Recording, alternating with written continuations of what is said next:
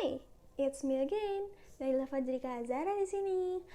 Kali ini FJ3 bawain tema yang keren banget loh, yaitu menjunjung tinggi persatuan sebagai hak dan kewajiban bersama.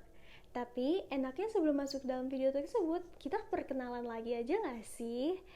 Yaitu yang pertama ada Alvin Naufal, kemudian ada Dede Nurhalizah, yang ketiga ada Dianisa Istiqomah, yang keempat ada Syafina Rahmadiani, dan yang terakhir tentu saja ada Naila Fajrika Azhara. Jadi langsung aja yuk kita mulai ke video materinya. 29 ayat 2 berbunyi negara menjamin kemerdekaan tiap-tiap penduduk untuk memeluk agamanya masing-masing dan untuk beribadat menurut agama dan kepercayaannya itu. Pasal ini tentu menjelaskan dengan sejelas-jelasnya bahwa secara demokrasi, hak kebebasan memeluk suatu agama bukanlah pemberian dari negara, melainkan berdasarkan keyakinan bagi setiap individu. Pasalnya, keyakinan terhadap ajaran Tuhan Yang Maha Esa tidak bisa dipaksakan. Perlu keyakinan kuat dari dalam hati nurani setiap orang.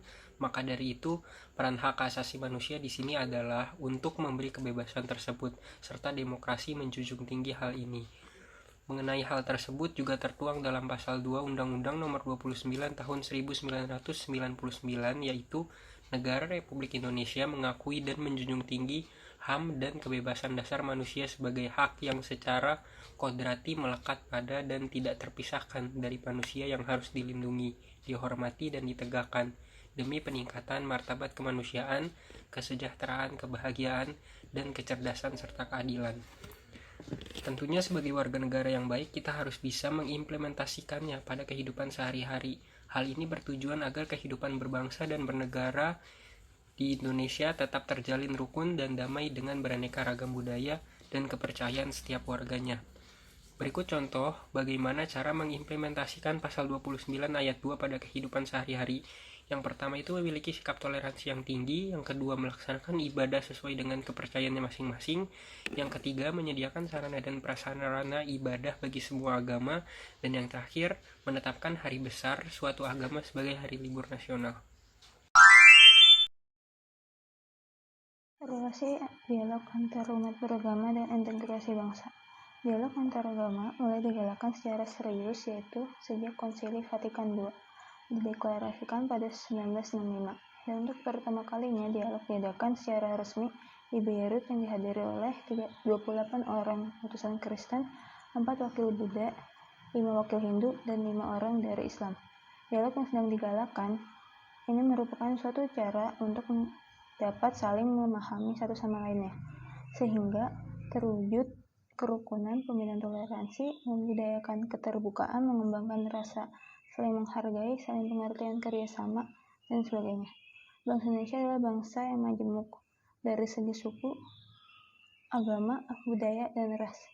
Dari kemajemukan ini dapat menimbulkan perbedaan-perbedaan antar kelompok umat manusia. Contoh kasus perbedaan antar kelompok yaitu muncul upaya kelompok tertentu untuk mengganti negara Pancasila dengan negara agama yang menggantikan NKRI dengan sistem suatu agama tertentu saja.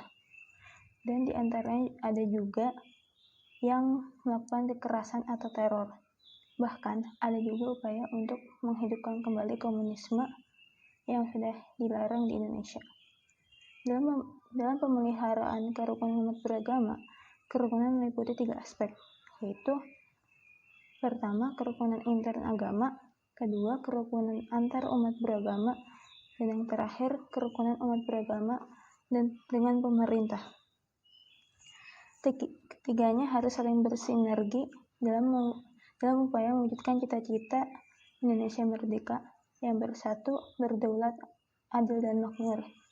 Maka seharusnya manusia satu sama lain saling menguatkan dengan manusia yang lainnya.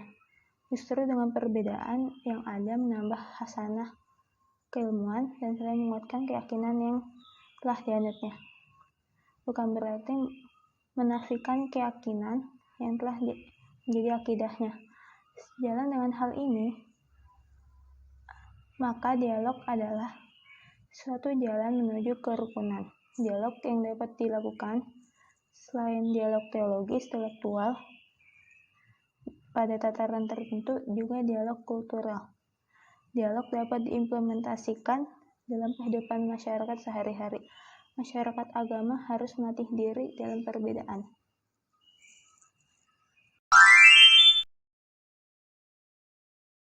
Keberagaman dalam beragama merupakan sebuah kenyataan yang tidak dapat dihindari, sehingga setiap umat beragama mempunyai kewajiban untuk mengakui sekaligus menghormati agama lain tanpa membeda-bedakan.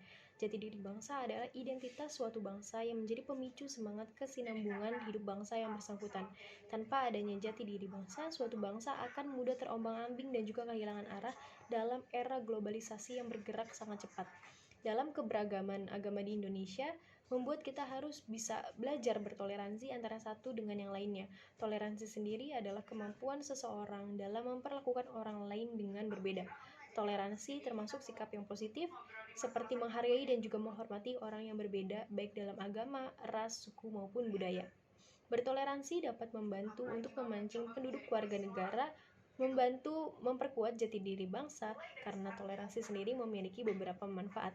Di antaranya adalah mewujudkan kerukunan di Indonesia, menciptakan lingkungan yang damai dan tentram, mempererat tali persaudaraan, menghindari konflik perpecahan, dan yang terakhir meningkatkan jiwa nasionalisme.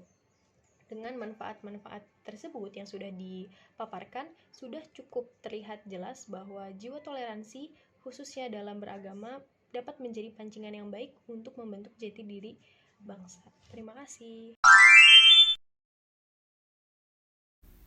Pengertian toleransi secara luas adalah suatu sikap atau perilaku manusia yang tidak menyimpang dari aturan, di mana seseorang menghargai atau menghormati setiap tindakan yang orang lain lakukan. Contohnya adalah suatu sikap manusia sebagai umat yang beragama dan mempunyai keyakinan untuk menghormati dan menghargai manusia yang beragama lain. Dalam masyarakat, berdasarkan Pancasila, terutama sila pertama, bertakwa kepada Tuhan menurut agama dan kepercayaan masing-masing adalah mutlak. Semua agama menghargai manusia, maka dari itu, semua umat beragama juga wajib saling menghargai. Dengan demikian, antar umat beragama yang berlainan akan terbina kerukunan hidup. Nah, balik ke topik awal, yaitu umat beragama di Indonesia harus menjalani hak dan kewajiban secara utuh. Contoh, apa aja sih yang sering kita lihat? Nah, contohnya yaitu ada umat Islam wajib menunaikan salat 5 waktu, sedangkan umat beragama Kristen wajib ke gereja setiap minggunya. Tentunya dalam hal itu kita wajib untuk saling toleransi antara satu sama lain, agar tidak terjadinya perpecahan belah antara kedua pihak. Terkait dengan sila pertama, yaitu sila ketuhanan yang Maha Esa, dalam sila ini menegaskan bahwa Indonesia bukanlah negara agama atau negara sekuler. Indonesia tidak didasarkan pada satu agama dan juga tidak memisahkan agama dari kehidupan berbangsa dan bernegara. Indonesia biasa disebut dengan negara bangsa yang religius atau religious nation state. Ketika ada seorang warga negara yang tidak melakukan keberagamaan dengan baik, maka orang tersebut belum berhasil mengimplementasikan Pancasila ke dalam kehidupannya. Hamka menyebutkan bahwa sila pertama ini merupakan urat tunggangnya Pancasila, yang dimana menjadi pijakan dari keempat sila lainnya. Nah, selain itu, sila pertama ini merupakan pondasi moral untuk menjalankan kehidupan berbangsa dan bernegara di Indonesia sendiri. Ketika landasan moral sudah terbentuk, maka ini akan memudahkan munculnya fenomena seperti radikalisme, korupsi, atau terorisme, dan hal lain yang bertentangan dengan Pancasila. Ketika hal sebesar Tuhan saja sudah tidak kamu takuti, maka apalagi yang akan menjadi batasanmu dalam bertingkah laku.